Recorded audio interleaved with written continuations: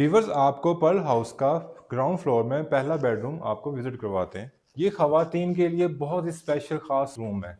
ठीक है, ये पोशिश वर्क का बहुत ही अच्छा काम किया हुआ है और ये वाल पाइलिंग वाल पिंक कलर की है और पिंक कलर की पोशिश है।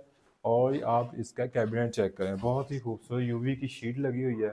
इसका वॉशरूम आप चेक करें, अमेरिकन डिज़ाइन में इसमें आप देख सकते हैं शावर इंस्टॉल है और बहुत ही अच्छा और इसका सिंक सिस्टम है। ठीक है, आइए आपको दूसरा बेडरूम आपको विजिट करवाते हैं और ये इसका दूसरा बेडरूम है। आप देख सकते हैं कि ये बहुत ही खूबसूरत किस्म का एक कलर कम्बिनेशन के साथ इसका बेडरूम इंस्टॉल है और ये इस यूवी की शीट लगी हुई है इधर भी और ये वॉशरूम है और बहुत ही प्यारा ब्लैक कमोड इंस्टॉल है।